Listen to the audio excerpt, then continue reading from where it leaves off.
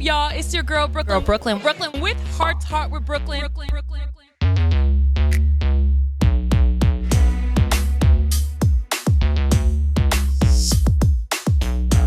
What's up, guys? It's your girl, Brooklyn, with Heart to Heart with Brooklyn, coming to you from the presidential election rally for Kamala Harris here in Atlanta, Georgia. Now, as you can see, Kamala brought the crowd. This rally is one that you do not want to miss because she's bringing out very special guests like Victoria Monet, Pastor Troy, 2 Chainz, and more. So you guys definitely don't want to miss this amazing coverage because this is the home stretch and we need to take it home. ATL, how you doing? Beautiful, beautiful day here. How you doing? Louder. Right here in the year of our Lord, 2024, this is where our future is being decided. Sisters and brothers, we got 3 days out from the most pivotal election of our lifetime, possibly in the history of the United States of America. Come on now. Support small businesses. Come on now. Help Americans buy a home and afford rent. Create an opportunity economy. And protect our freedom. Give it up. Come on. And our sister. There she is. Now this other guy.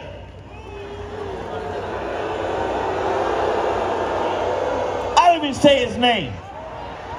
I call him Agent Orange.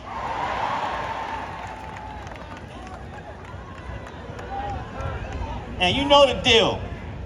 The choice is clear, y'all. Donald Trump is only fighting for himself, but Kamala Harris, y'all, she's fighting for all of us. Kamala Harris is fighting for you because she will be a president for all Americans. Y'all, I'm an organizer at heart, so I have to remind you that while we've done so much incredible work together to get us to this point, our work isn't done yet. This race is simple though. For me, you guys know, for me it's family over everything, and that's something that Kamala believes in fully and wholeheartedly. I'm a mother, and my bond with my children is endless, and I want them to grow up in a world where anything is possible. We need a future that looks like the future, one that reflects us and all of our potential. That's the future Kamala Harris sees. She cares about us. She stands up for the people like us. I'm ready for a new generation of leadership, but there's only one way that happens, and that is if every one of us does our part. If you think you can sit this one out, you are absolutely wrong. For every one vote of theirs, we need 2 of ours. One to combat their vote and another one to win. Remember, no vote from you means you just voted for Donald Trump. Hey, other neighbor, you look great. You know what you look like? You look like victory. Are you ready to win this election? Atlanta, in just a few moments, joining you will be the next President of the United States, Kamala Harris. Atlanta, say vote. Say vote. Say vote. Atlanta, sometimes when you're living through history, it can be easy to miss the magnitude of the moment. We're all head down in our phones, we're living hour to hour, doing what we can. It's easy to miss the magnitude of the moment.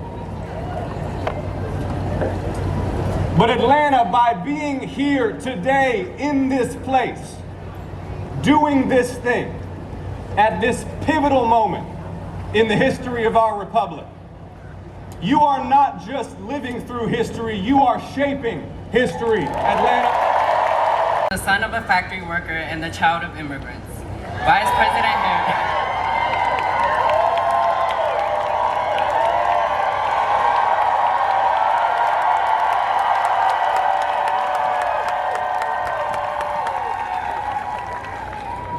President Harris is the daughter of a single mother from a middle-class family. We both have looked up to our extraordinary parents who managed to work full-time jobs, raise a family, and pay the bills. That's why I was honored to cast my first ever ballot for Vice President Kamala Harris.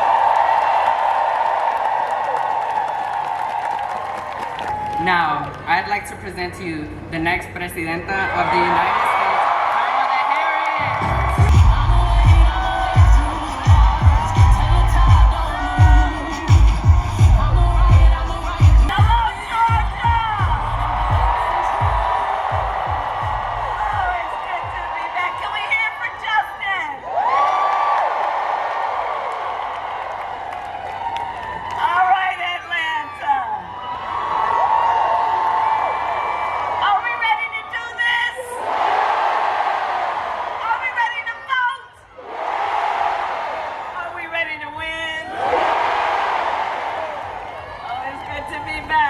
Good to be back and to be with so many leaders. And I want to thank everyone here for out of your busy lives taking time to be here to have this conversation.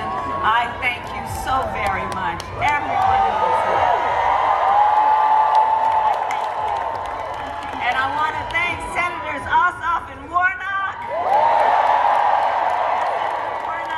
Representatives Williams, McBath, Johnson, they're all here.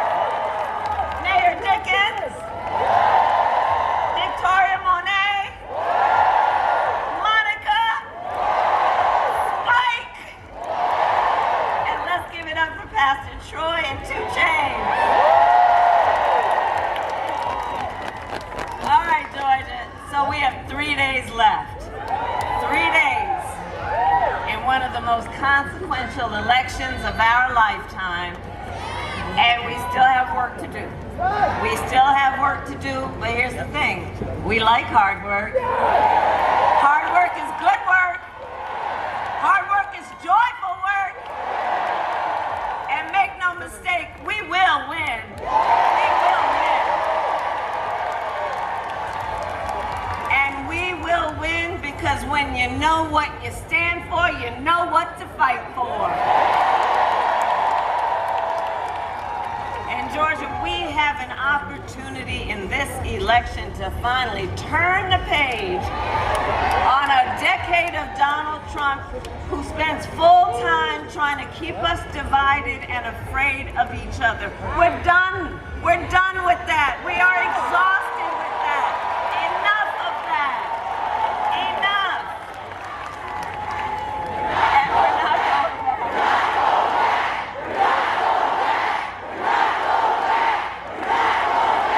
And we are not going back. And one of the reasons is because we do know the contrast. And we know who he is, but Atlanta, that's not who we are. That's not who we are. And it is time for a new generation of leadership in America. And I am ready to offer that leadership as the next president of the United States of America.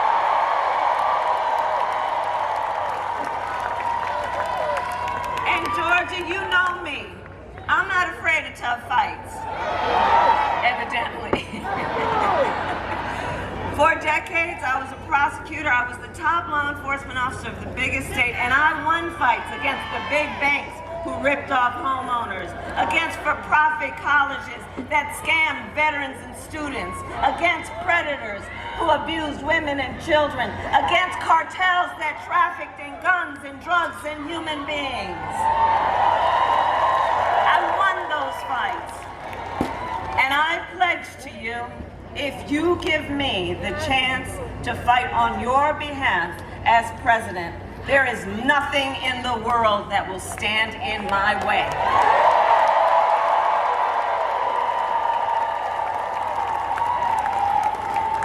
And look, we know who Donald Trump is.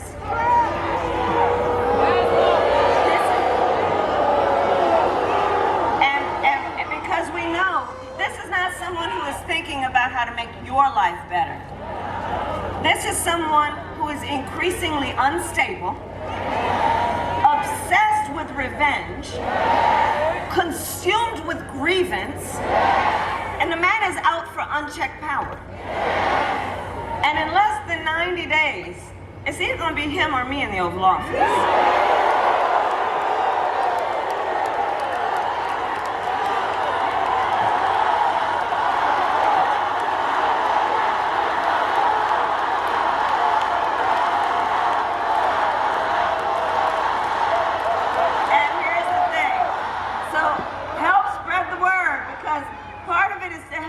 Imagine, you can imagine in your minds the Oval Office, right? You can picture it, we've seen it on TV. So just imagine, if he is elected on day one, Donald Trump would walk in that Oval Office with his enemies list, stewing over an enemies list. When I am elected, I will walk in on your behalf with my to-do list. My to-do list. And at the top of my list is bringing down the cost of living for you. And that will be my focus every single day as president. I will give a middle-class tax cut to over 100 million Americans. I will enact the first ever federal ban on corporate price gouging on groceries. We need a medic over here, please. We need a medic over here. If everyone can just part a little bit so we can let somebody through. Okay. Okay. All right. See, this is what we do. We look out for each other. That's how we roll. That's how we roll. And that's what leadership looks like. Everybody here.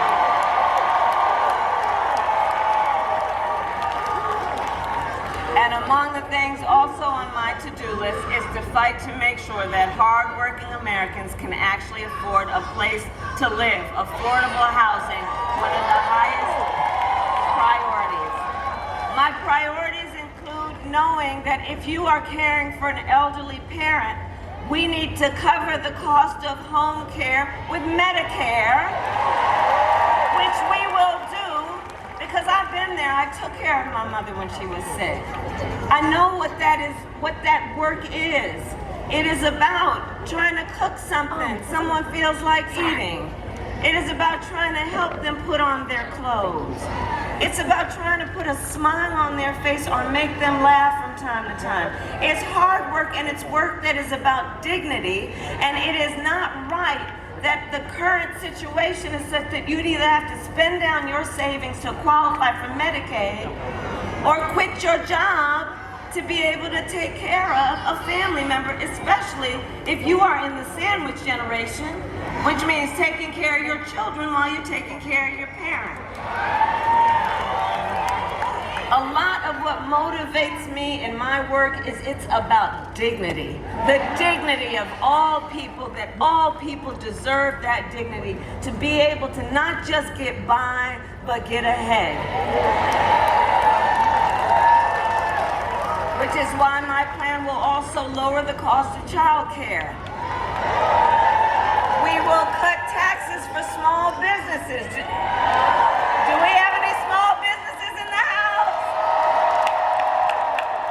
Oh, I love our small businesses. You all are the backbone of America's economy.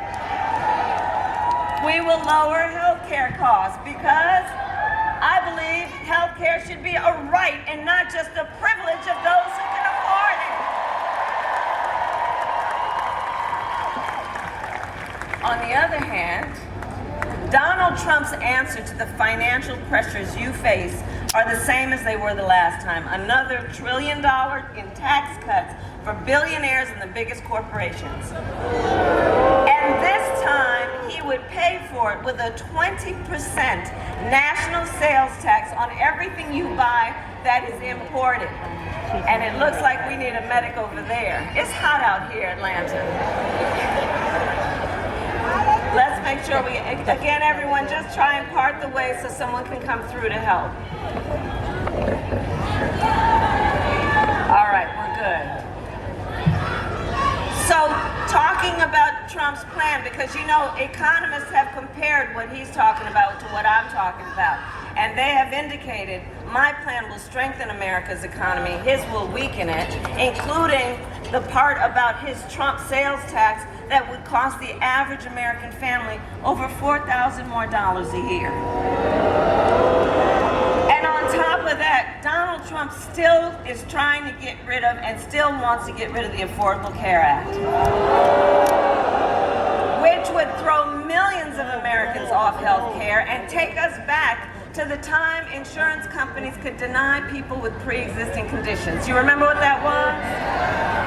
Well, we are not going back. We are not going back.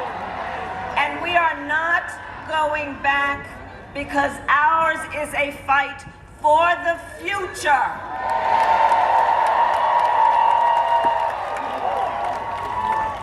And ours is a fight for freedom. Like the fundamental freedom of a woman to make decisions about her own body and not have her government tell her what to do.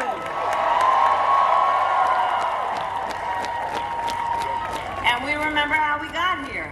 When he was president, Donald Trump hand-selected 3 members of the United States Supreme Court with the intention they would undo the rights under Roe v. Wade. And they did as he intended in Atlanta. Now in America, 1 in 3 women lives in a state with a Trump abortion ban, including Georgia and every state in the South except Virginia.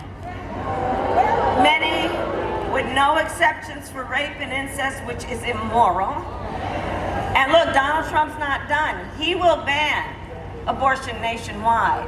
He wants to restrict access to birth control, put IVF treatments at risk, and force states to monitor women's pregnancies.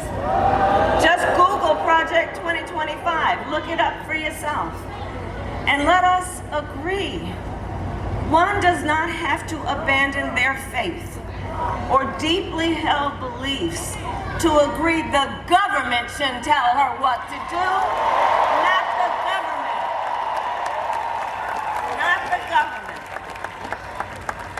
And when Congress passes a bill to restore reproductive freedom nationwide, as President of the United States, I will proudly sign it into law.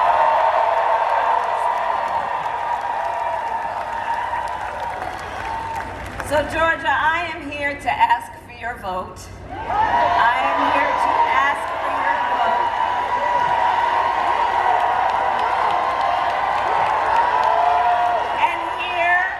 And here is my pledge to you. As president, I pledge to seek common ground and common sense solutions to the challenges you face. I am not looking to score political points. I am looking to make progress. I pledge to you to listen to those who will be impacted by the decisions I make. I pledge to you to listen to experts and to listen to people who disagree with me, because unlike Donald Trump, I don't believe that people who disagree with me are the enemy. He wants to put them in jail. I will give them a seat at the table. That's what real leaders do. That's what strong leaders do. And I pledge to you to always put country above party and self, and I pledge to you to be a president for all Americans. So that is my pledge to you, Atlanta. And let me ask, anybody here already voted?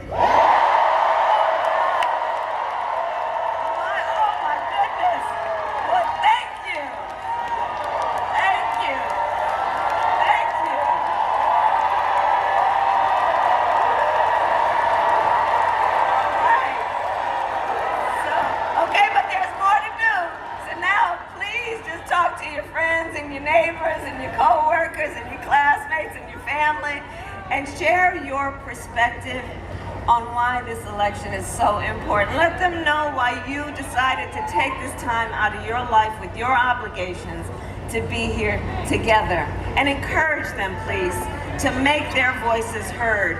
And for those who haven't voted yet, let me just be clear, no judgment, but you still have time. So please take a moment to think about right now what your plan will be for when and where you vote. Election day is Tuesday, November 5th. Polls are open here in Georgia from 7 a.m. to 7 p.m. Remember to bring your photo ID. Go to iwillvote.com for all the information you need, and everyone, please help me spread the word on all of that. Because we need everyone in Georgia to vote. You will make the difference in this election. You will make the difference. So look, it all comes down to this. We are all here together from all different kinds of walks of life. We are all here together for one reason that we share in common, one of the most important reasons. We are here because we love our country. We love our country, and we know that when you love something, you fight for it. And I do believe it is one of the highest forms of patriotism, of our expression, of our love for our country, to fight for the ideals of our country and to fight to realize the promise of America. That's what this is about. And I will tell you, I have always believed in our nation's promise because I have lived it. I grew up as a child of the Civil Rights Movement. My parents would take me to the marches when I was in a stroller. And there were people there from, Atlanta knows this story. There were people there from all walks of life coming together to fight for freedom and for opportunity. You know, growing up, I saw how hard my mother worked to give her daughters the same chances our country gave her. I was blessed growing up to have family by blood and to have family by love, who instilled in me the values of community, of compassion, of faith. I've spent my life fighting for people who have been hurt and counted out, but who never stop believing that in our country anything is possible. I see the promise of America in everyone who is here right now, in all of you, in all of us. We are the promise of America.